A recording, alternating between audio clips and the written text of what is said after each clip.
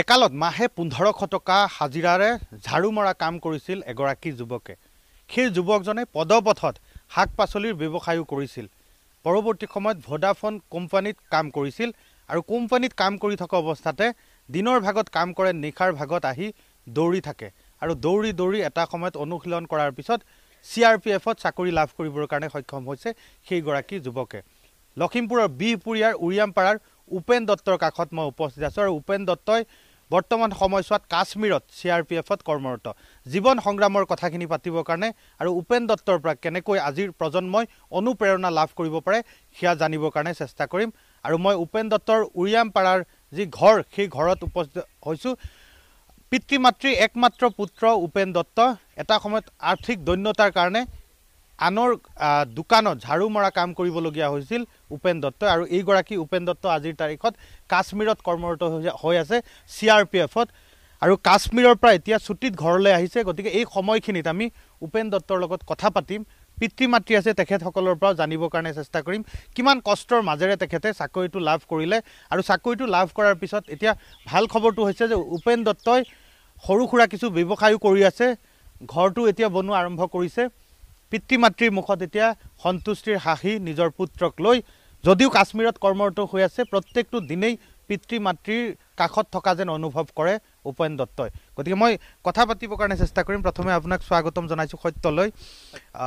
যথেষ্ট কষ্টৰ মাজেৰে আপুনি চাকৰি এটা লাভ কৰিলে বৰ্তমান কাশ্মীৰত। কাশ্মীৰৰ কেনেকুৱা পৰিৱেশ সেয়াখিনি পাতিম। তাৰ পূৰ্বে আপোনাৰ যিহেতু যথেষ্ট কষ্টৰ মাজেৰে আপুনি সৰুৰে পৰা বহুত কষ্ট কৰিবলগীয়া হৈছিল, জীৱন সংগ্ৰাম কি সেয়া আপুনি ভালকৈ বুজি পায়।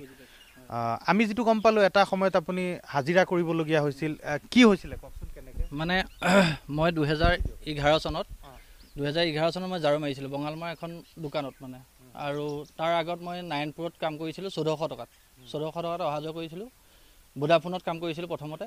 তাৰপাছত মই বঙালমাৰ এখন দোকানত মই মানে ৰুম এটাত ঝাৰু মাৰি পেলাই মই তেনেকৈ 1500 টকাত মই কৰি আছিলোঁ। 1500 টকাত। তাৰপাছত মই ভগৱানৰ কৃপাত মই ভোডাফোন এম-পেচাত মই পাইছিলোঁ মানে। চব্জি দোকান মই কৰিছিলোঁ লখিমপুৰত। মোৰ চব্জি দোকান আছিলে কৌৰদমুখত আছিলে মোৰ দোকান, লখিমপুৰ কৌৰদমুখত আছিলে। তাৰপাছত লখিমপুৰৰ পৰা মই যেতিয়া ভোডাফোনত কৰি আছিলোঁ তেতিয়া সেইকণ সময়ত মই আহি ৰাতি দৌৰোঁ 9টা, 9:30 মানলৈকে দৌৰোঁ। দৌৰি পেলাই কষ্ট কৰি সেইমতে মই আজি চাকৰিটো পাবলৈ সক্ষম হ'লোঁ। আৰু সেই চাকৰি পোৱাৰ পাছৰ পৰা মই অকল ৰৈ থকা নাই মানে, ব্যৱসায় ক্ষেত্ৰত কিবা এটা নহয় কিবা এটা কৰি থাকিবলৈ চেষ্টা কৰিছোঁ। চাকৰি বাহিৰেও কাশ্মীৰৰ পৰা ব্যৱসায় কৰিবলৈ মই আৰম্ভ কৰি আজিও মই ব্যৱসায় চলাই আছোঁ। মই এতিয়া মই বৰ্তমান দৌৰ চলিউশ্যনৰ মানে আমি দৌৰ ৰাখিছোঁ, দৌৰৰ ফ্ৰেম আৰু আপোনাৰ ভেণ্টিলেশ্যনৰ পৰা আদি কৰি আমাৰ দৰ্জা ফ্ৰেম, যিকোনো ধৰণৰ দৰ্জা ফ্ৰেম আমাৰ গুৰিত পোৱা যায়, ৰাখিছোঁ আমি সেইমতে। আৰু আমি এজেণ্টো দিছোঁ বিহপুৰীয়া, বঙালমৰা, লালুক, নাৰায়ণপুৰ চব জেগাত আমি এজেণ্টৰ ব্যৱস্থা কৰিছোঁ। সেই এজেণ্টৰ যোগেদিও ল'ব পাৰে, আমাক ফোন কৰি ডাইৰেক্ট ল'ব পাৰে। বৰ্তমান বহুত কষ্ট কৰি বহুত কষ্ট কৰি আজি এই পৰ্যায়ে পাবলৈ সক্ষম হৈছোঁ। ঘৰৰ একমাত্ৰ ল'ৰা, গতিকে আপোনাৰ পিতৃ মাতৃ আপোনাক লৈ যথেষ্ট সপোন আছিলে, বহুত কষ্ট কৰিছে। আমি দেউতা মায়ে আগতে মানে পথাৰত মানে লোকৰ আধি খেতি কৰিছিলে এটা সময়ত, আৰু সেই হিচাপত আজি সেইখিনি সুখ দিবলৈ মই সক্ষম হৈছোঁ মানে। সেয়াই আপোনাৰ লগত কাশ্মীৰৰ কথাও পাতিম। ইয়াৰ পিতৃ আছে তেখেতৰ, আপোনাৰ সুযোগ্য পুত্ৰ। গতিকে বহুত কষ্ট কৰিলে পুত্ৰক চাকৰি এটা পাবৰ কাৰণে। তেখেতেও বহুত দৌৰিলে, বহুত কষ্ট কৰিলে, চাকৰি এটা পালে। ভগা এটা জুপুৰি ঘৰ আছিলে আপোনালোকৰ ইয়াত, এতিয়া পকী ঘৰ এটা, খুব ধুনীয়া RCC ঘৰ এটাও এতিয়া বনাই থকা হৈছে। বহুত কষ্টৰ মাজেৰে এই পৰ্যায়ে আহি পাইছে। ঠিক আছে, মানুহে এনেই কয় একালি দুখ একালি সুখ। গতিকে সেইবিলাক আৰু ভগৱানৰ ওপৰতে, ভগৱানে যিভাগে চলাইছে সেইভাগেই চলি আছোঁ।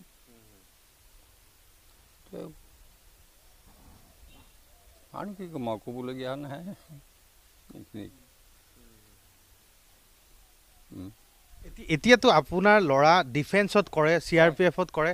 আপুনিতো গৰ্ব অনুভৱ কৰে যে আপোনাৰ ল'ৰাই এতিয়া দেশ মাতৃৰ কাৰণে কাম কৰি আছে। সেইটো গৰ্ব নকৰোঁ, সেইটো লৈ ভগৱানে যিভাগে চলাই সেইভাগে চলি থাকিব, গৰ্ব কৰি লাভ নাই একো। মই আপোনাৰ ওচৰলৈ আহিছোঁ, দেখিছোঁ এতিয়া খুব ধুনীয়াকৈ আহাৰ পৰাই আপুনি হাঁহি আছে। ল'ৰা চাকৰি কৰি আছে, এটা টাইমত কিমান কষ্ট কৰিবলগীয়া হৈছে। আগতেও আমি দেখিছোঁ কিমান কষ্ট কৰে, ঝাৰু মাৰে আনৰ দোকানত, চব্জিত ৰাস্তাৰ কিনাৰত লৈ বহি থাকে। বিশেষকৈ আমাৰ মাটি বাৰী নাছিলে, আমাৰ বহুত হাজিৰা কৰি পেলাই বা কষ্টৰে খেতি পথাৰ কৰি আমি খাইছিলোঁ। লোকৰ আধি মাটি কষ্ট কৰি খাইছিলোঁ। তেওঁ যাৰ তাৰ যি টি বস্তু বাৰী শাক পাচলি পায় সেইখিনি নি পেলাই বজাৰত বিক্ৰী কৰে বা লখিমপুৰতো বিক্ৰী কৰে। আৰু এই পিছত আকৌ তেওঁ ভোডাফোন আৰু এয়াৰটেল এনেকুৱাত সোমালে। তাৰপিছৰ পৰা বহুত কষ্ট কৰিলে, দৌৰা হেৰি কৰিলে, কৰি পেলাই প্ৰথম বেগ হ'ল। তেওঁ হেৰি মেডিকেলত হাত অকণমান হেৰি আছিলে, তাৰ দ্বিতীয়বাৰ তেওঁ উন্নতি হ'ল। এতিয়া ঘৰখনতো আপোনালোকৰ ধুনীয়াকৈ চলি আছে, ল'ৰাই পইচা পাতি পঠিয়াই থাকে। পঠিয়াই আমি কোনো অভাৱ পোৱা নাই, তেওঁ ভালকৈ চলাইছে তেনেকৈ। এতিয়া বৰ্তমান ভালকৈ চলিছোঁ আৰু আগছত কিন্তু আমাৰ বহুত কষ্টৰে আমি এই ঘৰখন চলাবলগীয়া হ'ল।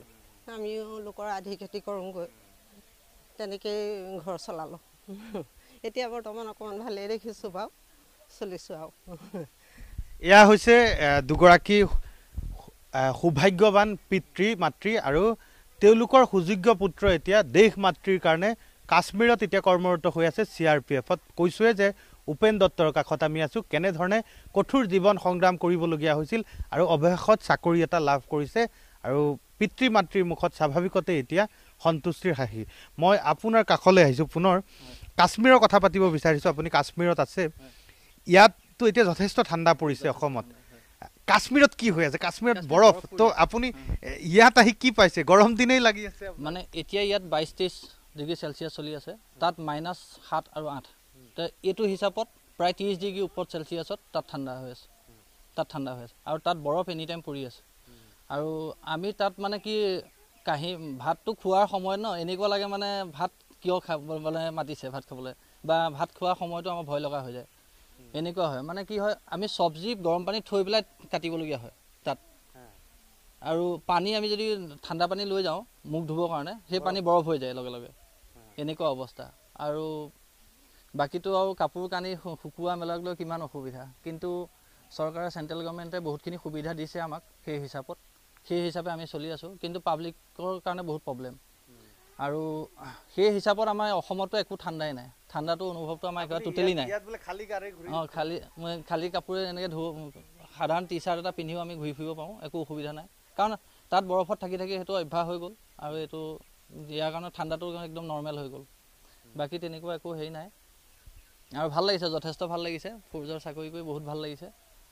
আৰু চবকে এটাই অনুৰোধ কৰোঁ, প্ৰত্যেকবিলাক ল'ৰা ছোৱালীকে আজিৰ যুগত যিটো অৱস্থা, মানে প্ৰত্যেকজন ল'ৰা ছোৱালী প্ৰত্যেকজন ব্যক্তিয়ে যিভাগে গুৰুত্ব দিব লাগে ফৌজৰ বিষয়টোৰ ওপৰত, সেইভাগে গুৰুত্ব নিদিয়ে।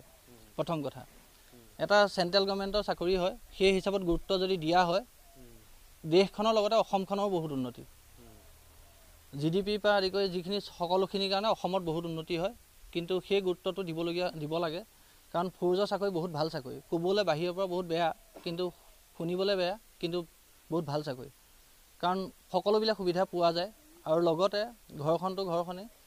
আৰু 2 নম্বৰ কথা, আজিকালি ল'ৰাবোৰ অলপ অনুপ্ৰাণিত হৈছে, মানে ফৌজৰ কাৰণে দৌৰ ভাগৰ কৰি থাকে, কিন্তু সেই হিচাপত যিমানখিনি কৰিব লাগে সিমানখিনি নকৰে। মানে যথেষ্ট গুৰুত্ব দিয়াৰ প্ৰয়োজন আছে। মানে সেই প্ৰয়োজন যদি গুৰুত্ব দিয়ে, তেতিয়া আগবাঢ়ি যাব পাৰিব। আৰু সকলোকে অনুৰোধ কৰিছোঁ, উঠি অহা প্ৰজন্মক অনুৰোধ কৰিছোঁ, যাতে ফৌজৰ চাকৰিৰ কাৰণে সদায় মানে আগবাঢ়ি যায়।